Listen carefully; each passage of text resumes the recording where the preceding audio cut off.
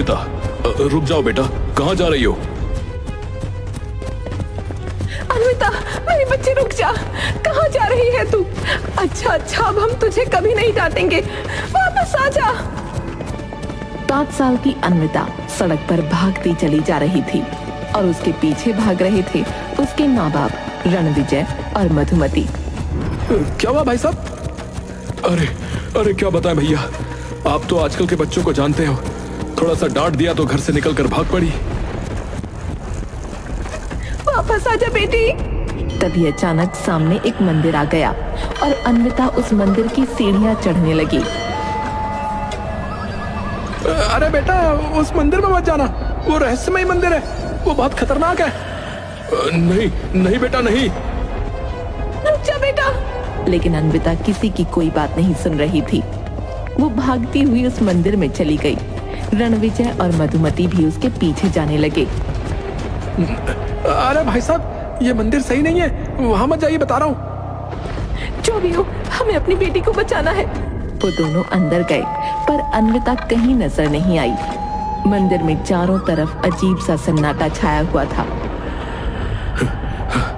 ये अन्विता कहाँ गायब हो गई? अन्विता बाहर आ जा। अन्विता, हमारी बात मान ले, बाहर आ जा। कब तक यहाँ छुपी रहेगी?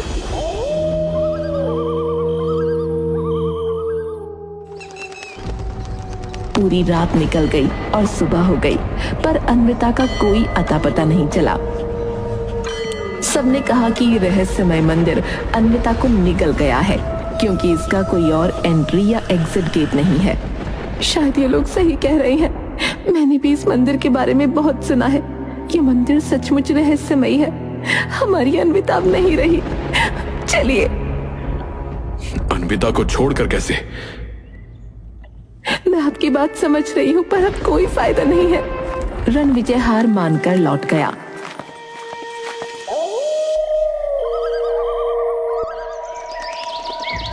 और 20 साल बीत गए।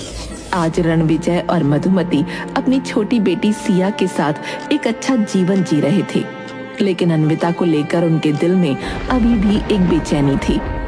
उनका घर बहुत बड़ा था। उन्होंने अपने घर के आधे हिस्से में अनाथालय बना लिया था। इसके लिए सब लोग उनकी बहुत तारीफ करते थे।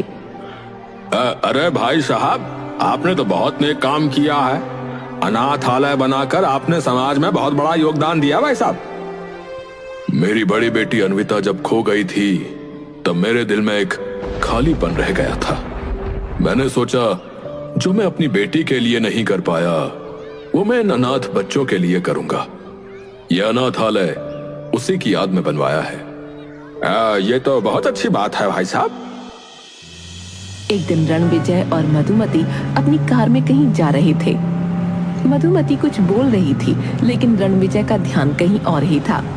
रास्ते में अचानक रणविजय ने कार रोक दी। मधुमती चौंक गई और इधर उधर देखने लगी कि रणविजय ने कार क्यों रोकी है। क्या हुआ? तुमने कार क्यों रोकी? देखो, ये वही मंदिर है जहां अन्विता खो गई थी। हाँ, लेकिन तुम इसे भूल क्यों नहीं चाहते? 20 साल गुजर चुके हैं। हमें आगे बढ़ना चाहिए।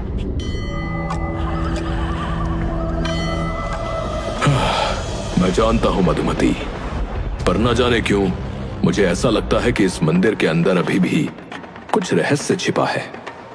चलो एक बार फिर से अंदर चलते हैं, शायद इस बार हमें कुछ मिले, कोई जवाब। रणविजय, तुम इस बारे में बहुत ज्यादा सोचते हो।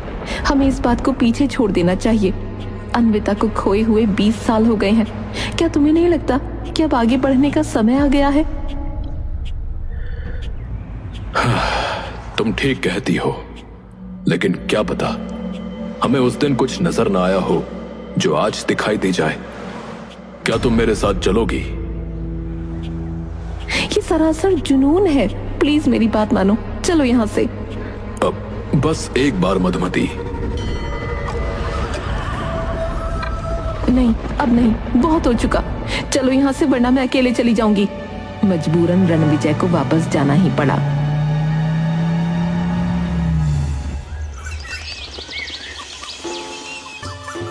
फिर एक दिन सिया की दोस्त रवीना उसके घर आई हुई थी। दोनों बैठकर हंसते मुस्कुराते हुए बातें कर रही थीं। घर का माहौल खुशनुमा था और उनकी मस्ती मजाक से घर गूंज रहा था। सिया, तुम्हारा घर तो बहुत बड़ा है और ये अनाथालय, कितना अच्छा काम किया है तुम्हारे पापा ने।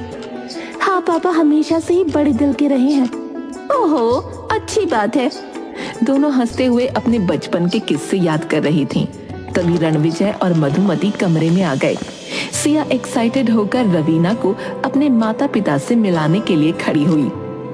मम्मी पापा, ये रवीना है, मेरी बेस्ट फ्रेंड। नमस्ते आंटी, नमस्ते अंकल।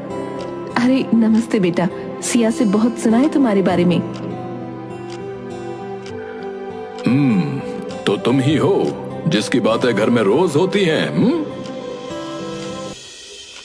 लेकिन जैसे ही रवीना ने रणविजय और मधुमती को गौर से देखा, उसके चेहरे का रंग अचानक बदल गया। उसकी हंसी गायब हो गई और एक घबराहट ने उसकी जगह ले ली।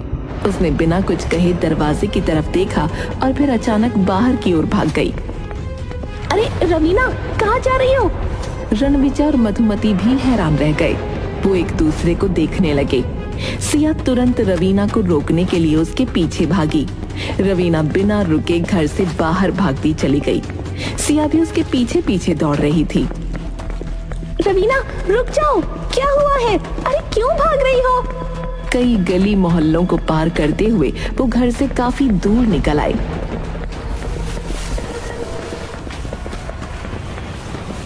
सिया ने आखिरकार रवीना को एक सुनसान जगह पर रोक लिया। रवीना, क्या हुआ है? तुम अचानक क्यों भाग गई? रवीना के चेहरे पर डर और घबराहट साफ झलक रही थी। वो कुछ देर तक चुप रही और फिर बोली, सिया, जो मैं कहने वाली हूँ वो तुम किसी से नहीं कहोगी, वादा करो। क्या बात है रवीना, मैं वादा करती हूँ, तुम बताओ तो सही। सिया, मैं रवीना नहीं हूँ, मेरा असली नाम अन्विता है। वही अन्विता जो बचपन में उस रहस्यमय मंदिर में खो गई थी। सिया ये सुनकर चौंक गई। उसकी आंखों में हैरानी और खुशी के आंसू एक साथ झलक आए। क्या तुम अन्विता हो? लेकिन तुम बची कैसे और तुम घर से क्यों भाग रही हो? मैं इस घर को भूल गई थी, इसलिए यहाँ चली आई, मुझसे गलती हो गई। ये कहकर वो वहाँ से भाग गई और सिया उसकी ओर देखती रह गई। उसकी आंखों में सवाल और उलझन थे, लेकिन वो उसे रोक ना पाई। सिया जब घर वापस आई तो रणविजय और मधुमती बेसब्री से उसका इंतजार कर रहे थे।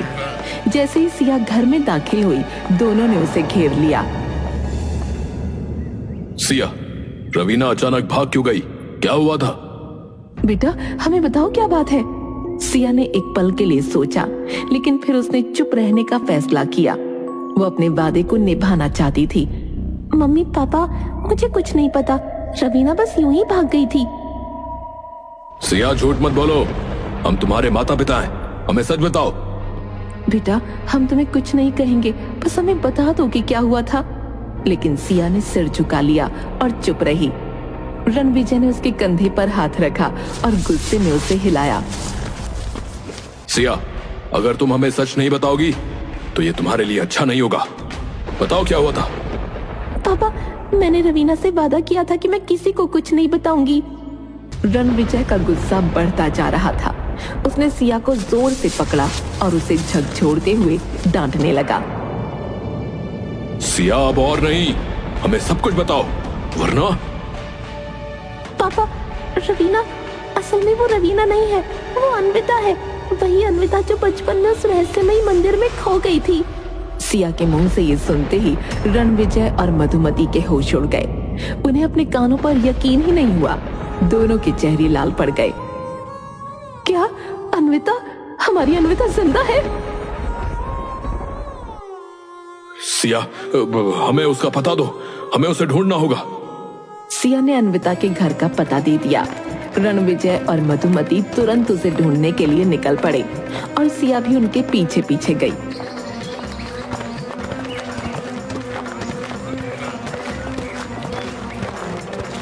लेकिन जब वो वहां पहुंचे तो दरवाजे पर ताला लगा मिला। उन्होंने आसपास के लोगों से पूछा तो एक आदमी ने बताया, हाँ, ये पुजारी जी का घर है। वो लोग थोड़ी देर पहले ही यहाँ से निकले हैं, बैग लेकर। लगता है कहीं जाने की तैयारी कर रहे थे। ये सुनकर रणविजय और मधुमती ने जल्दबाजी में रेलवे स्टेशन की ओर दौड़ लगा दी। सिया भी उनके साथ चली गई। उन्होंने स्टेशन पर बहुत तलाश की, पर उन्हें वहां कोई नहीं मिला। इसके बाद वो बस स्टॉप की ओर चले गए। वहां पहुंचते ही उनकी नजर अन्विता पर पड़ी, जो एक पुजारी के साथ खड़ी थी। अन्विता, कहाँ जा रही हो तुम? ओह माय गॉड, ये लोग यहाँ। उन लोगों को आता देख अन्विता और पुजारी तेजी से वहां से भाग निकले। रणविजय और उसके परिवार ने उनका पीछा जारी रखा और भागते भागते वो लोग एक बार फिर उसी रहस्यमयी मंदिर में पहुंच गए। लौट घूमकर आखिर हम वहीं आ गए। अन्विता और पुजारी मंदिर के अंदर गए और देखते ही देखते गायब हो गए। रणविजय, मधुमती और सिया भी मंदिर के अंदर पहुंचे।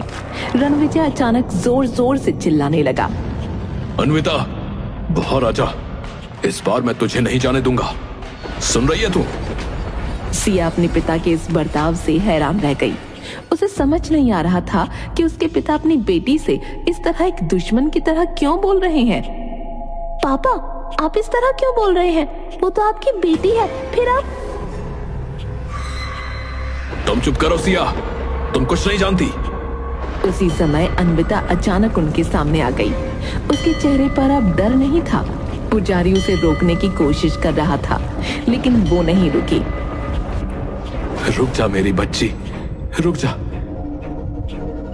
नहीं, अब बहुत हो गया। मैं बहुत भागने की कोशिश कर चुकी हूँ, लेकिन अब और नहीं। अन्विता ने गहरी सांस ली और फिर सबके सामने सच्चाई बयान करने लगी। उसने बताया कि वो लोग उसके माता पिता नहीं बल्कि चाचा चाची हैं और वो बचपन में रणविजय और मधुमती से डरकर नहीं भागी थी, बल्कि इसलिए भागी थी क्योंकि ये लोग उससे जबरदस्ती उसकी प्रॉपर्टी के पेपर्स पर साइन करवाना चाहते थे। मुझे अपने माता पिता के मरने के बाद पता चला कि ये लोग मेरी प्रॉपर्टी हड़पने के लिए मुझसे दस्तखत करवाना चाहते थे। ये लोग ही मेरे माता पिता की हत्या के पीछे थे, जिसे दुनिया ने एक एक्सीडेंटल मौत समझा। और हाँ, वसीयत में लिखा था कि अगर मैं मर गई तो वो प्रॉपर्टी चैरिटी में चली जाएगी। इसलिए इन लोगों का प्लान ये था कि प्रॉपर्टी अपने नाम करवा के मुझे भी मार देना चाहते थे। जब मैं गायब हो गई तो इन्होंने मेरी प्रॉपर्टी पर अनाथालय बना दिया, जिसे दुनिया इनकी चैरिटी समझती है। वो असल में इनकी मजबूरी है। ये सुनते ही रणविजय और मधुमती के चेहरे का रंग उड़ गया। सिया के मन में भी अपने माता पिता के प्रति गुस्सा भर गया। उसने अपने माता पिता की ओर गुस्से से देखा और बोली, पापा, मम्मी, क्या ये सच है? आप लोगों ने ये क्यों किया? तो चुप रह सिया। तू इतने सालों से कहाँ गायब थी? क्या हुआ था उस दिन? जब मैं उस दिन यहाँ आई थी तो मुझे पुजारी जी मिले। उन्होंने मुझे इस मंदिर के खुफिया तहखाने में छिपा लिया। ये मंदिर अपनी रहस्यमयी कहानियों के लिए मशहूर था, इसलिए लोगों ने मान लिया कि मंदिर मुझे निगल चुका है, लेकिन असल में इस मंदिर में ऐसा कुछ भी नहीं है। भगवान की कृपा थी कि उस दौरान मैं यहाँ पूजा करने आता था। इतना सुनते ही रणविजय का चेहरा तमतमा गया। उसने अपनी बंदूक निकालकर सबको पीछे हटने को कहा।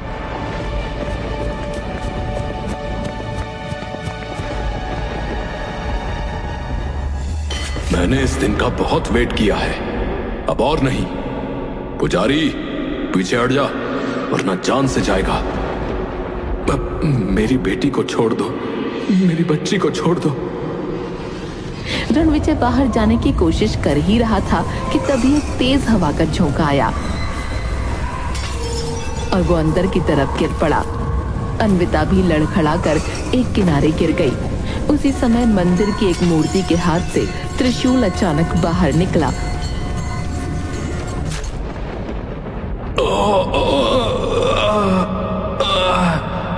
रणविजय! तू ठीक तो है अन्विता?